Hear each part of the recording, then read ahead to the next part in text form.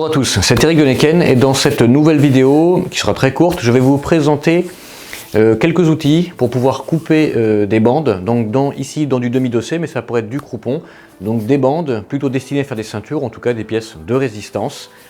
Bien sûr, l'outil emblématique c'est la demi-lune qu'on ne présente plus, mais je vais vous présenter 2-3 autres outils qui sont intéressants.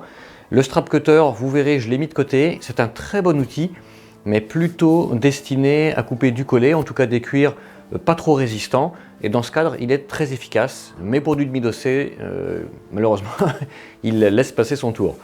Comme d'habitude, n'hésitez pas à commenter, liker, partager mes vidéos, et je vous dis à bientôt pour les prochaines. Bon visionnage. Avant de commencer la découpe, je vous présente quelques outils que j'ai sélectionnés.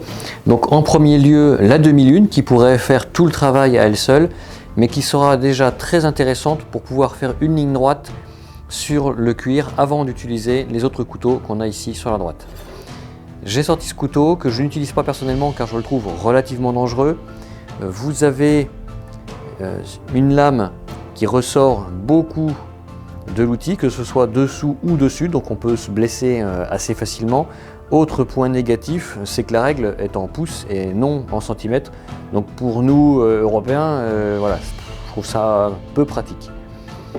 Il y a également le strap cutter, outil très intéressant car très précis. On a une règle bien sûr en pouces, mais également en centimètres à l'intérieur. Ici vous avez une petite lame de rasoir que vous pouvez changer ou affûter si nécessaire. C'est un très bon outil, mais qui ne sera pas adapté au cuir que j'ai sélectionné, que j'ai posé sur ma table, car ici j'ai un demi-dossé qui est épais et plutôt ferme, et donc cet outil, comme il y a simplement un système de serrage au centre, il ne sera pas assez robuste pour pouvoir couper ce type de cuir. Le dernier outil que j'avais sélectionné, ici le couteau mécanique, alors qui lui est très intéressant, très robuste, car il est tout en laiton. Vous avez ici une règle en centimètres, donc là pas de problème de mesure. Vous avez un cylindre qui tourne sur lui-même et qui va me permettre de laisser passer le cuir en dessous, et le système de calage qu'on va pouvoir régler ici sur la règle. Le couteau peut se désolidariser du support en dévissant ici, et donc on peut l'affûter à part. À l'aide d'un grand réglé, j'ai au préalable tracé une ligne sur mon cuir avec un crayon de papier, et donc je vais maintenant attaquer la découpe à la demi-lune.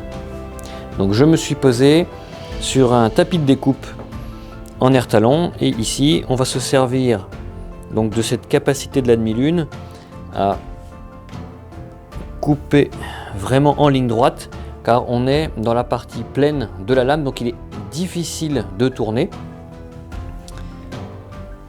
et donc relativement facile, voilà, de suivre ma ligne.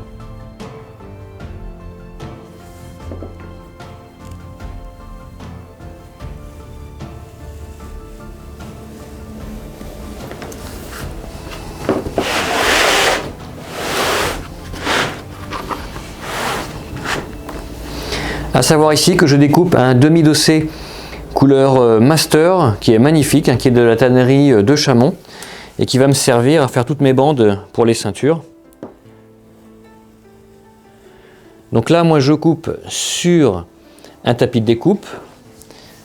Je tiens ici le manche. Certains vont le tenir, vont tenir la demi-lune de cette façon. Il n'y a pas qu'une seule façon d'utiliser la demi-lune. On pourrait aussi la planter sur une planche de bois et faire un petit mouvement comme ça de va-et-vient et faire venir la peau. Alors dans ce cas-ci, bien sûr que non. Mais voilà, il y a différentes façons de maintenir la demi-lune. On pourrait même travailler sans la plaque de découpe. Donc si je voulais travailler sans tapis de découpe, je me placerai comme ça en dehors de la table. Je positionne ma demi-lune. Ici, autant précédemment, je travaillais dans cette zone. Maintenant, pour couper en dehors de la table, je vais travailler surtout avec le milieu de ma demi-lune.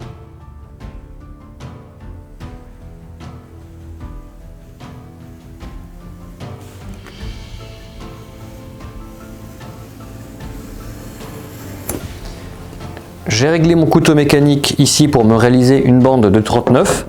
Donc je vais me positionner de cette façon, le cuir passe sous le cylindre. La partie droite vient se caler ici contre la grande langue métallique. Je le place et je n'ai qu'à pousser Je peux venir ensuite avec ma main gauche prendre la partie déjà découpée et avec la main droite pousser l'outil. Alors je pourrais sur des cuirs moins encombrants venir simplement aussi tirer le cuir, c'est possible. Donc ici, comme j'ai un demi-dossé et qu'il fait plus que la longueur de ma table, je vais simplement me poser dessus et suivre comme ça sur la table et couper ma bande.